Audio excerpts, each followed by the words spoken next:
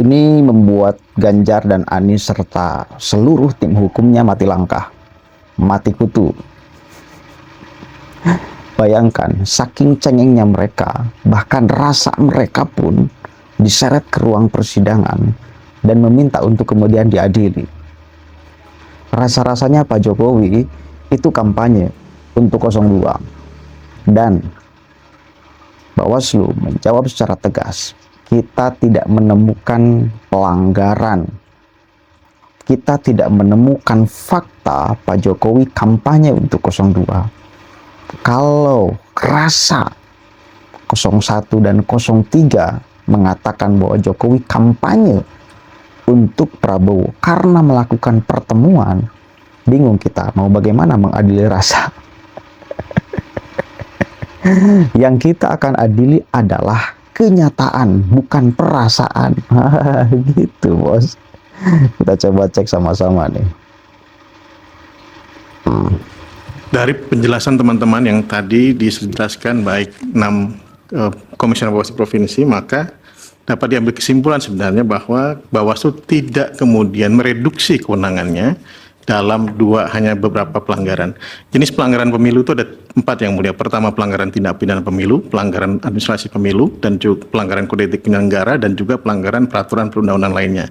Itu yang ada dalam Undang-Undang 7 tahun 2017. Kemudian, sengketa proses juga telah kami lakukan. Makanya kami harus sampaikan bahwa pengawasan itu adalah dua kegiatan dalam Undang-Undang 7. Kegiatannya apa? Yaitu pertama adalah pencegahan dan kedua adalah penindakan. Penindakan ada 2. Pertama, penanganan pelanggaran, dan kedua adalah melakukan sengketa proses administrasi. Itu yang telah kami lakukan pada beberapa pemilu kali ini. Dan kemudian yang mulia, kami harus sampaikan bahwa unsur kampanye menurut PKPU itu ada 3 unsur dan Undang-Undang 7 tahun 2017. Jadi kemudian kalau harus jadi temuan itu juga tidak bisa. Jika kemudian tidak bisa memenuhi unsur kampanye, maka tidak bisa kita tindak lanjut yang mulia. Pertama, unsur kampanye dapat kami sebutkan bahwa untuk pelajaran teman-teman pemohon, adanya tim kampanye, peserta pemilu, dan juga atau tim pelaksana yang tunjuk dengan menawarkan visi misi, dengan melakukan ajakan, menawarkan visi misi, program, dan atau citra diri. Dan ini sudah disampaikan oleh KPU dalam beberapa keterangan KPU dalam hal semenjak ini di tahun 2017, semenjak undang-undang ini lahir, KPU menyatakan bahwa harus terpenuhi kumulatif dari 3 unsur tersebut. Sehingga kemudian jika ada hal-hal yang berkaitan dengan tindak pidana, berkaitan dengan kampanye, itu agak sulit kemudian untuk ditindaklanjuti ke dalam tindak pidana pemilu. Itulah yang kemudian terjadi di Bawaslu dari mulai tahun 2017-2024 ini yang mulia. Dan dapat kami sampaikan, terkadang ada perbedaan pendapat antara Bawaslu dan juga teman-teman polisi dan jaksa. Misalnya dalam beberapa pasal itu harus baru terbukti, misalnya meningkatkan materinya terbukti, baru kemudian bisa baru bisa ditindak pidana, bahwa harus ada kejadiannya yang menguntungkan, yang jelas ada faktanya menguntungkan, itu baru bisa tindak pidana. Itu yang kadang-kadang ada delik formil dan material. Itulah yang kemudian yang terjadi perbedaan di Badan Pengawas Pemilu.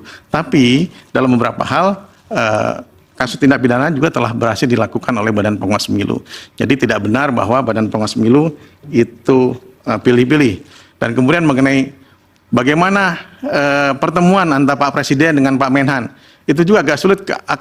Kalau yang bersangkutan melakukan kampanye, itu baru bisa kita tindak lanjuti. Tadi seperti yang dinyatakan oleh Bawaslu Provinsi, seluruh Bawaslu Provinsi, ketika ada kegiatan kepala negara ataupun pejabat negara yang berkaitan dengan yang kemudian ada yang bersangkutan adalah peserta pemilu ataupun masuk dalam partai politik, maka teman-teman itu melakukan pengawasan. Banyak yang bisa diawasi oleh kami, banyak juga 1-2 yang memang tidak bisa terawasi dengan baik. Namun kami bisa menyatakan misalnya pertemuan dengan Pak Presiden dan Pak Menhan, itu masalahnya di mana? Itu juga jadi persoalan. Kami tidak bisa, ini rasa-rasanya melakukan kampanye, rasa itu tidak bisa diadili dan rasa itu tidak bisa kemudian kami juga lakukan. Kalau misalnya Pak Jokowi melakukan dia peserta pemilu atau bukan, tim pelaksana atau bukan, dia menawarkan atau mengajak pilihan, itu yang kemudian baru bisa ditindak, Yang Mulia. Itu yang harus kami sampaikan. Makanya walaupun demikian, kami tetap melakukan surat imbauan kepada Pak Jokowi kepada Pak Presiden Republik Indonesia untuk melakukan pencegahan terhadap menteri-menterinya ataupun yang berafiliasi dengan partai politik agar tidak menggunakan program pemerintah untuk kepentingan peserta pemilu atau kepentingan partai politik. Kami sudah melakukan pencegahan tersebut, kami sudah lakukan kepada Pak Presiden, telah kami kirim surat tersebut, Yang Mulia, sebelum pada saat masa kampanye berlangsung. Dan juga kepada kepolisian dan Panglima TNI juga kami sebutkan, kami sampaikan untuk melakukan memperlakukan netralitas TNI dan Polri dalam masa kampanye dan dalam masa pemilu ini, Yang Mulia. Jadi kami sudah melakukan fungsi pencegahan dan juga penindakan yang insya Allah telah kami bisa lakukan pada momen pemilu tahun 2024 ini. Oke, jelas. Sini, pinjam dulu HP-nya. Pinjam dulu HP-nya.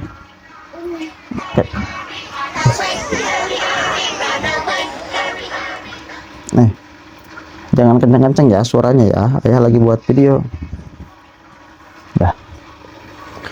Jelas ya apa yang dikatakan oleh Bawaslu, Ketua Bawaslu. Prakteknya Pak Jokowi hanya bertemu dengan Prabowo. Faktanya Pak Jokowi hanya bertemu dengan Prabowo. Lalu rasa mereka mengatakan bahwa Pak Jokowi sedang berkampanye untuk Prabowo. Padahal faktanya hanya bertemu, bukan berkampanye. Dan gini loh, beberapa kali, berulang-ulang mereka mengatakan bahwa rakyat sudah muak kepada Pak Jokowi, bahwa rakyat sudah muak kepada pemerintahan hari ini, bahwa Pak Jokowi adalah musuh rakyat, nah itu ya, diktator dan lain sebagainya. Itu perasaan mereka. Kenyataannya terbalik dengan perasaan mereka. Seolah masyarakat itu akan mengutuk Pak Jokowi, kenyataannya enggak. Justru salah satu penyebab Pak Prabowo memenangkan Pilpres ini karena ada Pak Jokowi. Ya, secara eksplisit. Secara eksplisit, karena beliau tidak ikut kampanye. Pak Jokowi tidak ikut kampanye, otomatis tidak melanggar dong. Kalau ikut kampanye, joget oke gas, nah itu baru kena tuh delik undang-undang pelanggaran ya oleh Bawaslu. Dan itu pun Bawaslu tegas sudah mengeluarkan surat begitu ya. Jadi sebetulnya ruang pengadilan dipakai untuk mengadili oleh mereka perasaan-perasaan mereka. Perasaan itu harusnya kepada guru spiritual tuh tanya. Dan cenderung mereka itu kan, kalau kita lihat wataknya pada akhirnya ya tidak dewasa. Kelihatannya aja sok dewasa, kelihatannya aja sok paling pada senior kan. Pada praktek politiknya nggak dewasa, nggak dewasa kok. Bayangkan bila Prabowo dan Gibran tidak menang, maka apakah rasa mereka akan diseret ke ruang persidangan? Oh, nggak mungkin. Mereka hanya akan menyeret perasaan mereka bila mereka kalah. Dan mungkin pengadilan pun, hakim MK pun, tugas kita sudah menjadi berbeda sekarang. Bukan untuk menyelesaikan perkara fakta, tetapi perkara rasa. Mestinya disembuhkannya bukan di pengadilan sekali, tapi di guru spiritual masing-masing. Silahkan sembuhkan. Mungkin harus banyak berzikir, lebih banyak bersabar, jangan emosian. Dan itu urusan rasa itu. Udahlah, jangan aneh-aneh. Jangan malah membuat kita itu menjadi sangat yakin bahwa kalian memang tidak layak untuk menjadi seorang pemimpin di sebuah negara yang besar karena punya mental yang sangat kecil sekali. Negara besar akan dipimpin oleh orang yang bermental kecil. Ini kan nggak nyambung, bos, nggak klop. Ya pada akhirnya kan diserang aneh-aneh Pak Jokowi itu. Wah, ingin membunuh Prabowo setelah 2 tahun menjadi presiden, ingin merebut kursi PDIP, sekarang ingin merebut kursi Golkar. Akhirnya Pak Jokowi menjawab, masa semua partai mau saya rebut? Ini kan apa namanya ya, dalil-dalil untuk supaya masyarakat benci kepada Pak Jokowi meskipun tidak rasional tetapi dipaksakan. Itu perasaan-perasaan mereka, tidak disandarkan pada fakta tapi disandarkan pada perasaan kekecewaan, disandarkan pada perasaan kemarahan, dan pada akhirnya menyeret perasaan ke ruang pengadilan. Ini kan kocak. Itu perasaan-perasaan mereka, bukan kenyataan. Ya, cukup, mudah-mudahan ada manfaatnya. Kultum pagi hari membahas rasa dan fakta. Assalamualaikum warahmatullahi wabarakatuh.